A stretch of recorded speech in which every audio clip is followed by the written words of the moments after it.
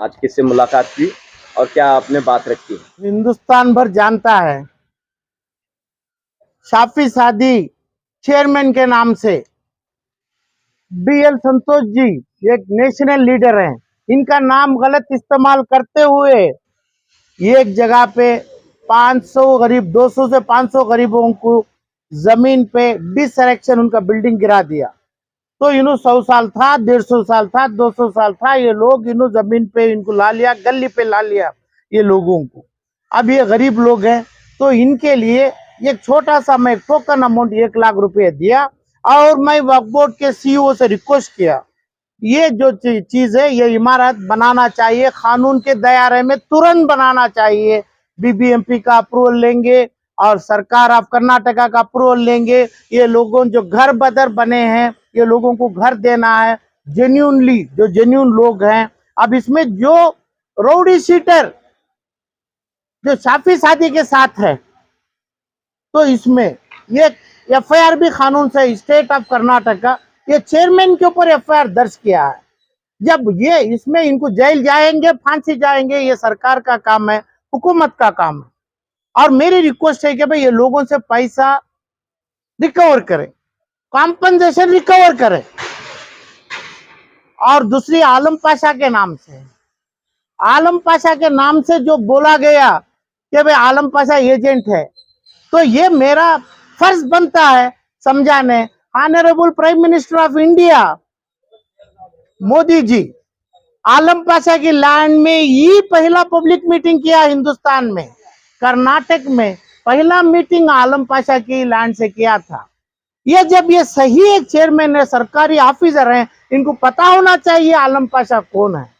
और आलम पाशा एक छोटी सी किचन बनाया है हिंदुस्तान के कोने में जिसका कास्ट वर्थ 30 से 50 करोड़ रुपया है। गरीबों को, लाचारों को, बच्चों को खाना खिला रहा हूं मैं।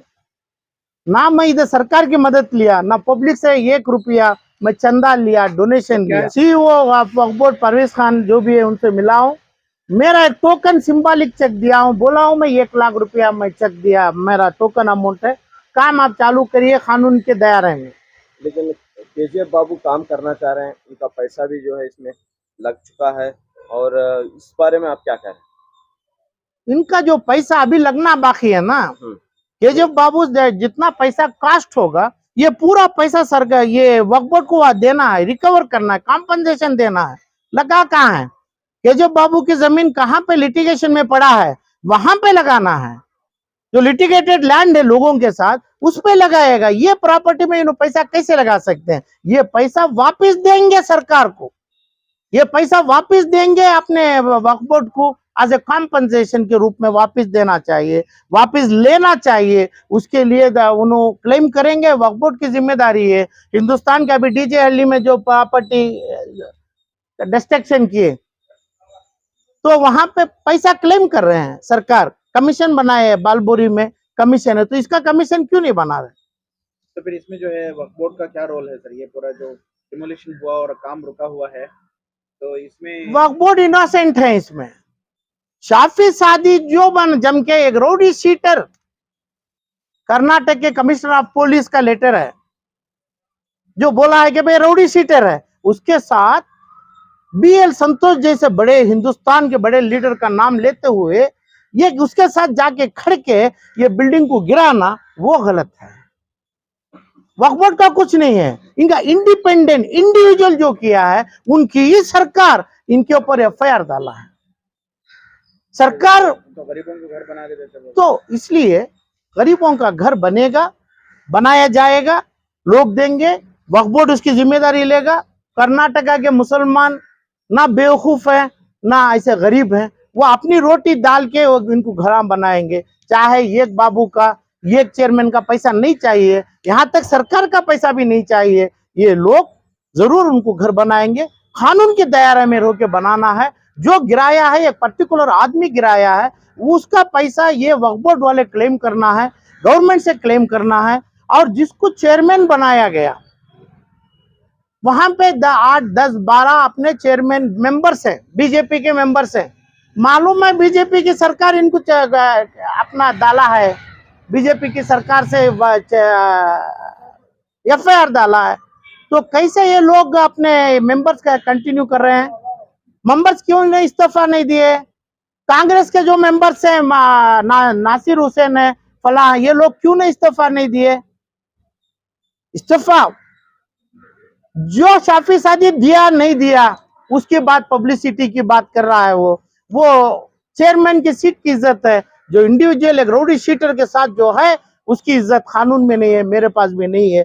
ये पूरे मेंबर जितने बीजेपी के और कांग्रेस के जो ये वक्फ बोर्ड के मेंबर्स हैं, इन लोग क्यों इस्तीफा नहीं दिए? ऐसे चेयरमैन को रखते हुए जो सरकार honourable chief minister of Karnataka बोले मुसलमान को हमें देखेंगे, मुसलमान का हिफाजत होगी। जब मुसलमानों के ऊपर ये बर्बादी हो रही है, जो मुसलमान की प्रॉपर्टी रोडी शीटर के ऊपर जा रही है, जो मुसलमान की प्रॉपर्टी के ऊपर एक शाफी सादी अपना काम किया है, तो क्यों नहीं honourable chief minister of Karnataka का इसको अरेस्ट करे, इसको सस्पेंड करे, इसको जेल में डाले? इसमें जितने रोडी शीटर है, ये लोगों को क्यों नहीं लिया? तो एक ही आंख से, अपनी आंख से 4, 5, 7 निगाह नहीं हो सकती है। तो ऑनरेबल चीफ मिनिस्टर से रिक्वेस्ट है कि भाई इसको अरेस्ट करो, इसे सर शाफी सादी को अरेस्ट करो जो रोडी शीटर के साथ है, रोडी शीटर को अरेस्ट करो। क्यों छोड़ा है? यहां तक जो आदमी है, आज के 7 दिन, 14 तारीख से आज 20 तारीख है, 6 दिन से पुलिस के साथ सपोर्ट में है। ये बेल नहीं लिए वो लोग, तो किसका सपोर्ट है इनको? कानून, जुडिशियरी, गवर्नमेंट ये बेल नहीं लेते हैं, इसका मतलब पुलिस का डर नहीं है, तो कानून का डर नहीं है, जुडिशियरी तो आप का क्या डर चाह रहे नहीं हैं? है। क्लोजिंग क्या चाह रहे हैं आप, क्या मांगे आप? अरेस्ट करो शाफी सादी को, पूरे मेंबर्स रिजाइन करो, अरेस्ट नहीं करेंगे तो। और ऐसे शाफी सादी के अंडर मेंबर्स ना, उनकी कोई इज्जत नहीं है, कोई काम, जो काम शाफी सादी आज प्रोनाउंस कर रहा है, वो पूरे मेंबर्स कर रहे हैं, मेंबर्स के बयानात है। तो इसलिए मेरा जो टोकन एडवांस 1 लाख रुपए में अमाउंट कंट्रीब्यूशन जकात दिया हूं मैं, जकात में जो भी हो, पूरे मुसलमानों से भी दरखास्त करूंगा, हर आदमी पैसा देगा, देने वाला है पैसा, मगर एक आदमी कौन भी देगा, गवर्नमेंट ऑफ कर्नाटक को देगा। ये गुंडा आदमी रोडी शीटर के हाथ में पैसा नहीं जाएगा। सर अगर अब केजीएफ बाबू गरीबों के लिए जो मकानात बांध कर दे रहे हैं, को लेकर आकर अमाउंट अगर देते हैं, वो बोर्ड के जरिए काम होता है, तो क्या आप इसे वेलकम करेंगे? हमें जरूर वेलकम करना चाहिए, मगर वो एज ए रोडी शीटर के नाम से नहीं, दूसरा नाम से पैसा देगा। एज ए रोडी शीटर है, ये कानून में डिक्लेयर हुआ है, तब हर आदमी के पास डिवाइड करो, डिक्लेयर करो।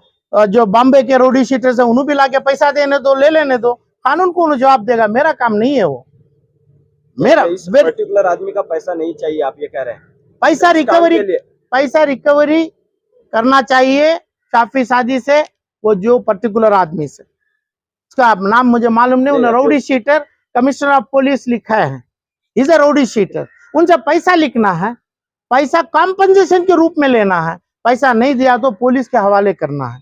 बोर्ड के जरिए काम होता है, तो क्या आप इसे वेलकम करेंगे? हमें जरूर वेलकम करना चाहिए, मगर वो एज ए रोडी शीटर के नाम से नहीं, दूसरा नाम से पैसा देगा। एज ए रोडी शीटर है, ये कानून में डिक्लेयर हुआ है, तब हर आदमी के पास डिवाइड करो, डिक्लेयर करो। जो बॉम्बे के रोडी शीटर्स है, उन्हें भी लाके पैसा देने दो, ले लेने दो, कानून को जवाब देगा, मेरा काम नहीं है वो। मेरा इस पर्टिकुलर आदमी का पैसा नहीं चाहिए, आप ये कह रहे हैं? पैसा रिकवरी करना चाहिए शाफी सादी से, वो जो पर्टिकुलर आदमी से, उसका नाम मुझे मालूम नहीं, उन्हें रोडी शीटर कमिश्नर ऑफ पुलिस लिखा है, इज ए रोडी शीटर। उनसे पैसा लिखना है, पैसा कॉम्पनसेशन के रूप में लेना है, पैसा नहीं दिया तो पुलिस के हवाले करना है, मुकदमा चलाना है, पैसा देना जरूरी है वो।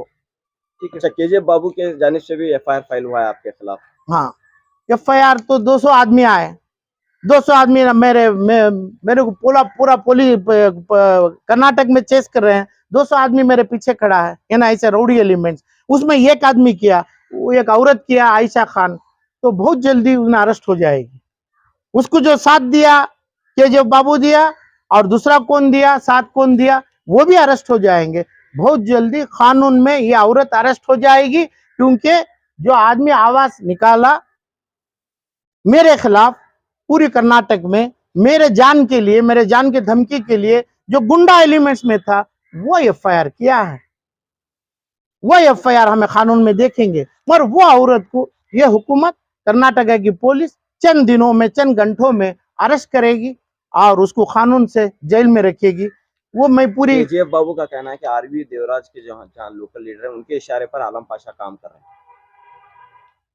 आरवी देवराज मुझे पता नहीं है।